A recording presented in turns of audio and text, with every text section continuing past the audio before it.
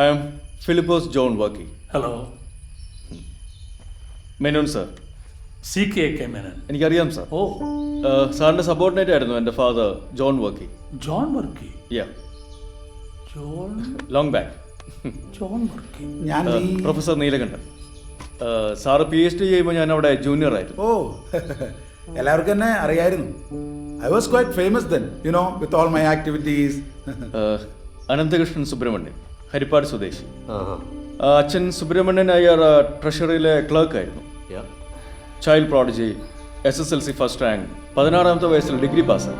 1992 Nobel laureate ഓല ജോർജിന്റെ കൂടെ super ആസിഡ്സിനെ കുറിച്ച് പേപ്പർ പബ്ലിഷ് ചെയ്തു. മധുമിത കൃഷ്ണൻ. മധു. അച്ഛൻ കൃഷ്ണകുമാർ മെഷീൻ ടൂൾസ് കമ്പനിയിലെ ചീഫ് എഞ്ചിനീയർ. അമ്മ മമത ബക്കറി, പൂനെക്കാരി. ഒരു സിസ്റ്റർ ഉണ്ടായിരുന്നു. She is no more. One of India's ace gun testers. Multiple trigger machines ഇന്ത്യയിൽ കൊണ്ടുവന്നതിൻ്റെ ഒരു സൈലന്റ് ബ്രെയിൻ. ഈ ഡീറ്റെയിൽസ് ഒക്കെ എവിടെന്നാ കിട്ടിയത്? ഇതൊന്നും ഒരിടത്തും പബ്ലിഷ് ആയിട്ടില്ലല്ലോ. Shanmughan Elangovan. You can call me Sam. Adventure junkie, nature lover.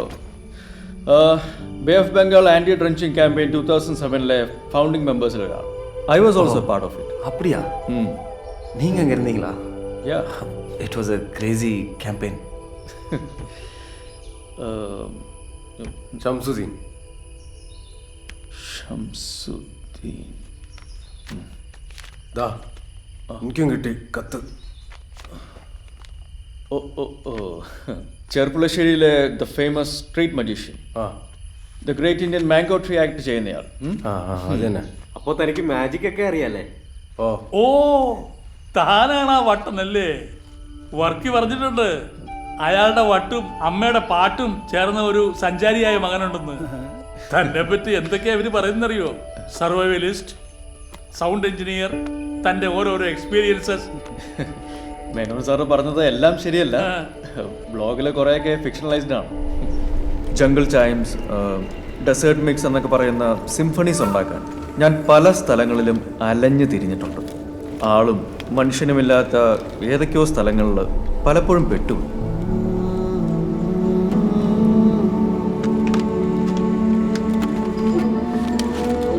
കുടിക്കാൻ വെള്ളം പോലും കിട്ടാതെ വന്നു. പക്ഷേ ആ ട്രാപ്പിൽ നിന്നൊക്കെ രക്ഷപ്പെടാൻ വേണ്ടി ഏത് എക്സ്ട്രീം വരെയും ഞാൻ പോവുമായിരുന്നു. ഈ ട്രാവൽ എക്സ്പീരിയൻസ് ഒക്കെ ഞാൻ മുടങ്ങാതെ ബ്ലോഗിൽ പോസ്റ്റ് ചെയ്യാറുണ്ട്. വിശന്ന് വലഞ്ഞപ്പോൾ കിട്ടിയ കണ്ണി കണ്ടതൊക്കെ കഴിക്കേണ്ടി വന്നു.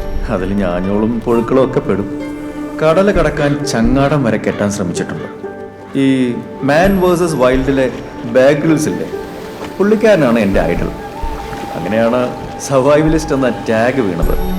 ഏത് കാട്ടിൽ പോയി ജീവിക്കാനും എമർജൻസി സിറ്റുവേഷൻസ് വന്നാൽ ഒന്നും നോക്കാതെ ഓടി രക്ഷപ്പെടാനും പഠിച്ചു.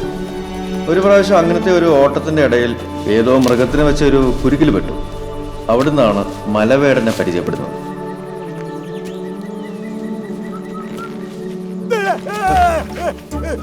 പിന്നെ അങ്ങോട്ട് മലവേടൻ എൻ്റെ കോൺസ്റ്റന്റ് ട്രാവൽ കമ്പാനിയനായി. ഞാൻ മൂപ്പണ്ണനും മലവേടൻ മലയുമായി മാറിയത് അങ്ങനെയാണ്. ഞാൻ അതുവരെ കാണാത്തതും അറിയാത്തതുമായ കുറേ കാടുകളിലും മേടുകളിലും മല എന്നെ കൊണ്ടുപോയി. ആ കൂട്ടത്തിലാണ് 7000 കണ്ടിയെക്കുറിച്ച് മല എനിക്ക് പറഞ്ഞു തന്നത്.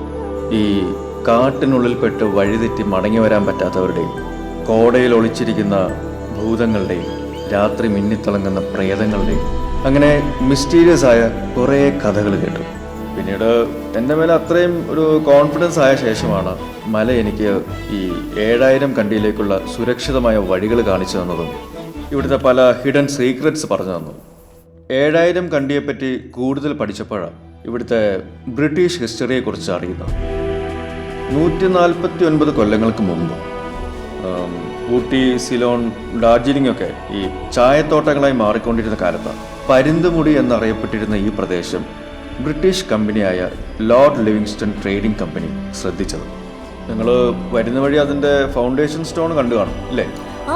മാഞ്ചസ്റ്റർ. അത് തന്നെ. അന്ന് 76 രൂപയ്ക്കായിരുന്നു ലോർഡ് ലിവിങ്സ്റ്റൺ ട്രേഡിംഗ് കമ്പനി ഈ വനത്തിൻ്റെ അധികാരിയായിരുന്ന കോഴിപ്പാറ മനയിലെ ദത്തൻ നമ്പൂതിരിയുമായി 150 വർഷത്തെ ലീസ് വെച്ചത്.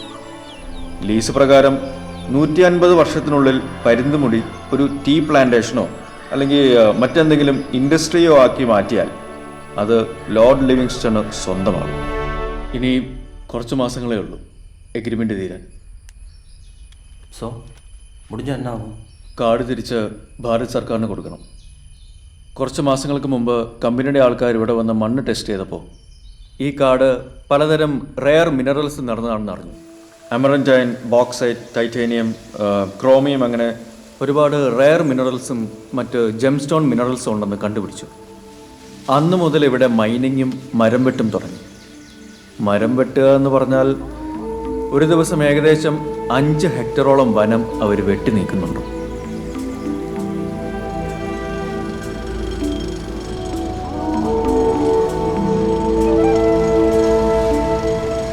അതിനെക്കുറിച്ച് കൂടുതൽ അറിയാനാണ് ഞാൻ സുപ്രീം കോർട്ടിലെ എൻവയൺമെൻറ്റ് ഇഷ്യൂസ് ലോയർ വേണുഗോപാലിനെ കാണാൻ പോയത്. അദ്ദേഹം പറഞ്ഞാണ് ഞാൻ ലീസ് എഗ്രിമെൻറ്റിൻ്റെ ചില ഹിഡൻ ക്ലോസസിനെ കുറിച്ച് അറിയുന്നത്.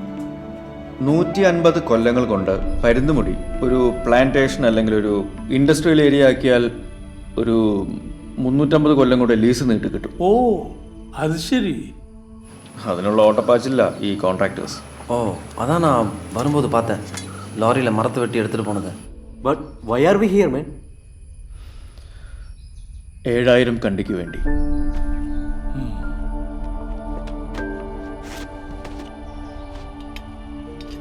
വരുന്ന വഴിക്ക് വേടം പറഞ്ഞിരുന്നു ഈ 7000 കണ്ടി എന്ന് പറയുന്നത് ഒരു ഗ്രാമമല്ലേ?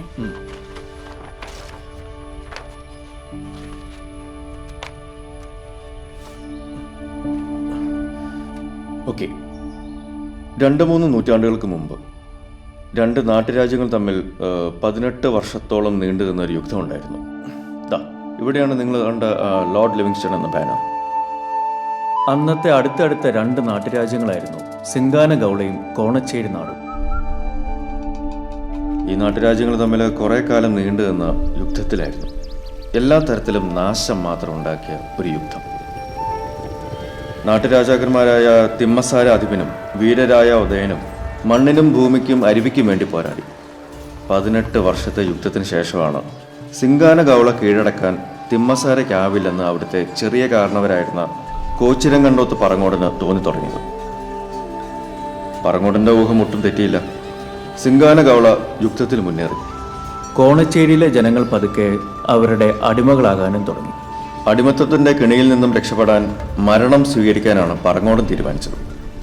ഭൂതപ്രേത പിശാചുക്കളാലും ദുർമന്ത്രവാദത്താലും അറിയപ്പെട്ടിരുന്ന ഘോരവനമായിരുന്നു പരുന്തുമുടി. ആർക്കും എത്തിച്ചേരാൻ പറ്റാത്ത ഒരിടം.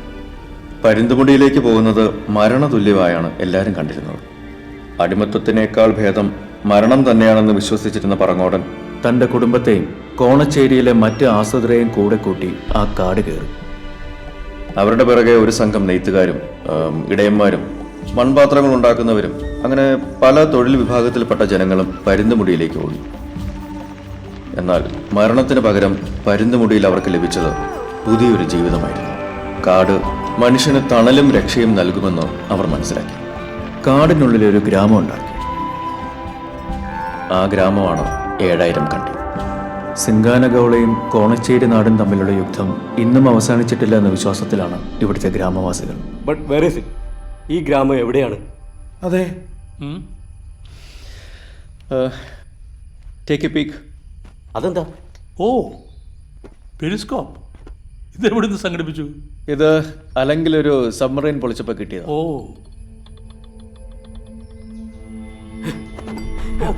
ഇയാള് എന്താ അത്?